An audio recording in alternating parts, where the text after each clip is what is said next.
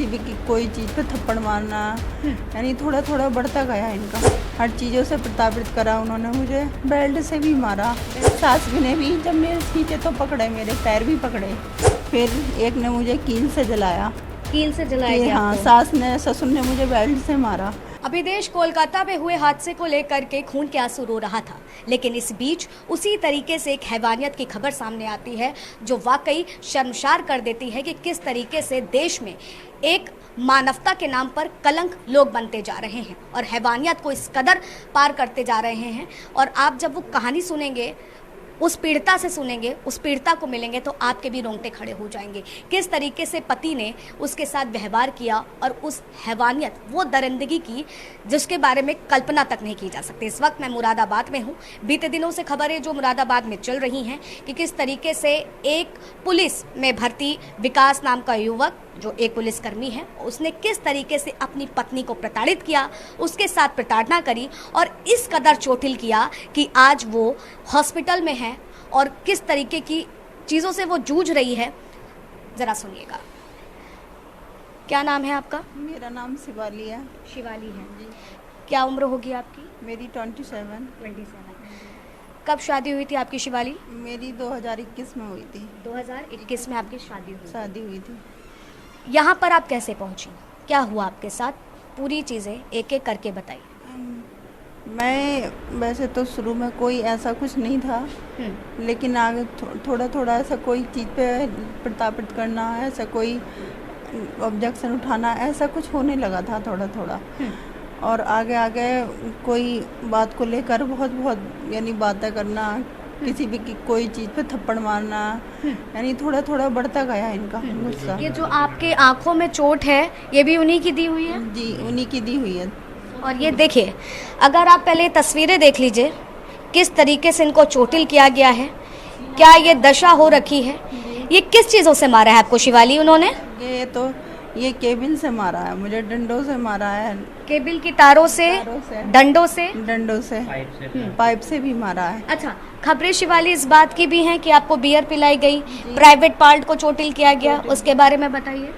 हाँ, private part को भी जला गया, कील से जलाया गया। कील से जलाया गया कील से जलाया गया, जिस चेस्ट में भी जलाया गया, जो जो नाजुक जगह थी वो भी जलाई गई है। चेस्ट में भी आपको चोटिल किया गया? लगी है जी। तो ये कैसे अचानक से ही इनका शुरू हो गया या 3 साल जो आपकी शादी के हुए हैं, हर दिन आए दिन आपको ऐसे प्रताड़ित करते थे? नहीं, अभी अचानक से शुरू हुआ है ना। अचानक से इन्होंने शुरू किया? हाँ, अचानक से शुरू किया। पी के यानी कोई ड्रिंक करना, ड्रिंक करने के बाद इन चीज़ों को मारना और कोई भी चीज़ ना देखना कि कभी कहीं कोई लग रहा तो कुछ नहीं उन्हें। हर चीज़ों से प्रताड़ित करा उन्होंने मुझे, बेल्ट से भी मारा। बेल्ट से भी मारा, करंट भी लगाया है। करंट तक लगाया है? करंट तक लगाया है, यानी लेट रही हूँ तो करंट लगाया है। कितने लोग हैं आपके परिवार में? मेरे परिवार में हम 4 लोग हैं, जो कि ससुर बाहर रहते हैं, सास और मैं बस। और ये तो ड्यूटी करते हैं, वैसे ड्यूटी से आ जाते हैं तब। कब से ये आपके साथ रह रहे थे? अभी ड्यूटी से 1 महीने से साथ रह रहे थे। लेके 10 दिन की छुट्टी आए थे, लेकिन इन्होंने मेडिकल लगा के बढ़ा के 1 महीने की छुट्टी कर दी थी। और तो 1 महीने से आप ये सारी प्रताड़ना झेल रहे हैं? हाँ, 1 महीने से।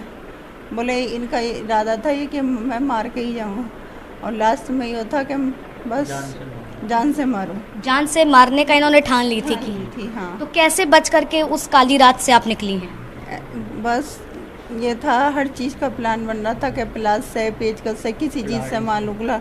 इन्होंने कुल्हाड़ी उठाई ऐसे कि पहले इन्होंने सोचा था कि पैर वैर काटूं, उसके बाद इसे थोड़ा थोड़ा कर करके जब मैं मारूंगा, तड़पा के मारूंगा इन्हें। शरीर काटने तक का उन्होंने सोच लिया था? हाँ। तो मैंने ही सोचा, मैंने कहा भी ये ऐसे करेंगे तो फिर तो बिल्कुल बंद करके तो मैं तड़प के ही मरूंगी। तो फिर मैं इस सब घटना को देख के मैं भाग निकली।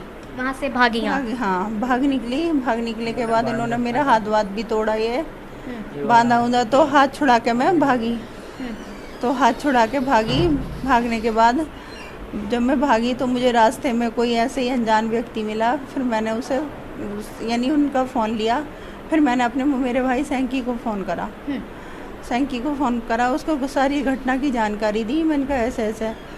फिर उन्होंने मेरे भाई को और भेजा, बोले कि ऐसे तुम लेके आओ तो वो मुझे बहुत संदिग्ध हालत में, यानी बहुत गिरी हालत में, मेरी टांग में भी चोट, मेरे हाथ में भी, यानी बहुत बुरी हालत में मुझे वो लेके गए। पूरा शरीर ऐसा था कि कोई वो नहीं था, तो वो लेके गए। कोई ऐसा शरीर का भाग बचा नहीं था जहां उस व्यक्ति ने, उस दरिंदे ने आपको चोटिल ना किया हो। ना लगी, हाँ, पूरे शरीर में। किस बात को लेकर के विवाद हुआ था? विवाद कोई छोटी मोटी बातों को लेकर, हर चीज़ पे ऑब्जेक्शन उठाना। कोई चीज़ अगर खाने की भी नहीं है, वैसे भी है, तो हर चीज़ पे ऑब्जेक्शन उठाते थे, उसी चीज़ को लेकर मार पीटते थे। खाने को लेकर के बात हुई और यूं इस दरिंदे ने आपको पीटना शुरू कर दिया। हाँ, पिलास से नाखून भी खींचे हैं। तो आपके घर में जब सास रहती हैं, ससुर रहते हैं, तो किसी ने आपको बचाया नहीं कि वो इस तरीके से आपको मार रहे हैं, पीट रहे हैं? किसी ने किसी ने कुछ आपने नहीं उनसे मदद की गुहार नहीं लगाई? मदद की गुहार लगाई, सास ने भी मना कर दिया। ससुर ने जैसा तुम करते हो वैसे ही करते रहो। अच्छा, बल्कि सास भी ने भी जब नेल्स खींचे तो पकड़े, मेरे पैर भी पकड़े। सास ने आपके पैर पकड़े थे जब वो आपको इस तरीके से प्रताड़ित कर रहे थे? हाँ। एक महिला होकर के दूसरी महिला को वो पिटते हुए देख रही थी। हाँ। तो ये सारी चीजें 3 साल से मतलब कि नहीं थी, अभी हाल ही में शुरू हुई है। हाँ। इनका कुछ अफेयर था, ऐसी कुछ बातें अगर आपको पता चली हो या कुछ, क्यों इस तरीके से अचानक से 3 साल तक जो व्यक्ति ठीक रह रहा हो और 1 महीने में इस तरीके से हैवान बन जाए? हाँ जी, ऐसा कुछ नहीं था, पर अफेयर बाकी है जाना है, पर ऐसा कुछ नहीं था मेरे उसमें। लेकिन गुस्सा हाँ वाकई हावी था, क्योंकि हर चीज़ पे एकदम गुस्सा करते थे।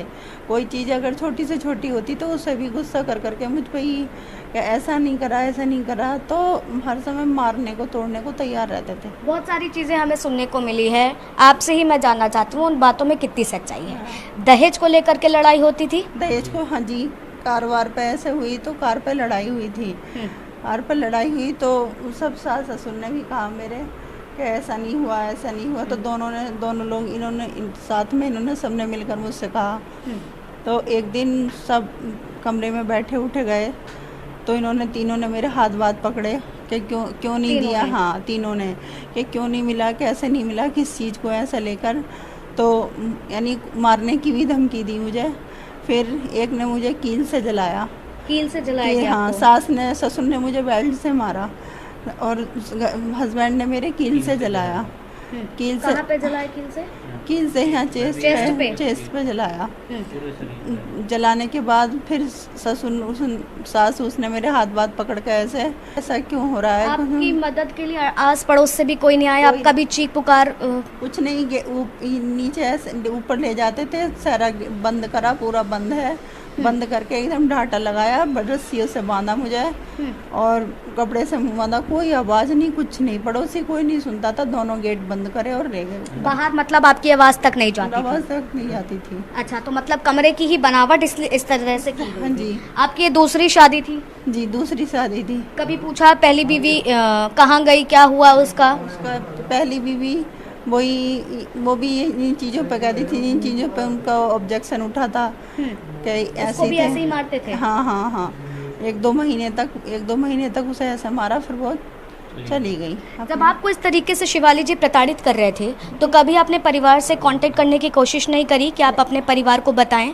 जैसे कांटेक्ट करने की सोचा भी, ऐसे करा तो हर समय पीछे रहना कि क्या कर रही है, क्या शिकायत दे रही है, तो फ़ोन का भी ज़्यादा से ज़्यादा ध्यान रखना। अब तो 1 महीने से फ़ोन था ही नहीं, क्योंकि अब तो ये तो पता थी कि हर चीज़ बता रही है, कुछ कर रही है, तो इस वजह से कोई फ़ोन नहीं। पहले जैसे कभी कुछ हुआ तो बताया भी दिया थोड़ा बहुत, तो उस पर भी लड़ाई झगड़े हुए। कितने बच्चे हैं आपके? एक बेटी है। एक बेटी है। तो क्या बेटी को लेकर के भी चीज़ें थी, बेटा बेटी वाला भेदभाव? ना, बेटी बेटा वाला भेदभाव था नहीं, पर अब जो है मानते नहीं थे वो, बेटी को नहीं मानते ना, अब नहीं मानते थे। अब तो ये था कि बस ये चली जाए, ये इसे मार दो, कुछ भी कर दो। बेटी को भी बेटी के प्रति भी उनके इतने अंदर गंदा व्यवहार था कि बहुत ज़्यादा। दोषियों के लिए क्या सज़ा चाहती हैं? आपके सास ससुर गिरफ्तार हो गए हैं, अभी आपके पति जो हैं वो फरार हैं, क्या सज़ा की मांग है आपकी? मेरी सज़ा की मांग है जो भी उन्हें कड़ी से कड़ी सज़ा दी जाए, बस वही है उनके लिए। हाँ, जैसे उन्होंने इनके साथ मेरे साथ कराया वैसे ही उनके साथ हो। तो देखिए, शिवाली जी हैं, इन्होंने अपना दुख बताया है सुन करके रोंगटे खड़े हुए ना आपके, हमारे भी हो गए कि किस तरीके से, किस हैवानियत और किस दरिंदगी के साथ इनके पति ने इनके साथ व्यवहार किया और देश में किस तरीके की मानसिकता पनप रही है। और अभी तक ये आरोपी फरार है, पुलिस इसको अभी तक पकड़ नहीं पाई है, जबकि ये पुलिस का ही आदमी है। इनके ससुर की बात करें तो वो भी पीएसी में तैनात थे, बाहर अक्सर रहते थे, लेकिन जब मारने मूरने की बात आती थी तो सास ससुर हो, पति हो, तीनों मिल करके इस महिला को प्रताड़ित करते थे। दहेज की मांग को लेकर के लगातार लड़ाइयाँ होती थी और किस तरीके से ये पीड़िता इंसाफ की मांग कर रही है यूपी सरकार से, वो आप साफ तौर पर सुन सकते हैं। और यकीनन इस महिला को भी इंसाफ मिलने की ज़रूरत है और उन आरोपियों को भी कड़ी से कड़ी सज़ा मिले, ताकि इस तरीके की दरिंदगी करने से पहले व्यक्ति 50 बार सोचे कि आखिर वो कर क्या रहा है। वीडियो जर्नलिस्ट राज के साथ आस्था तिवारी।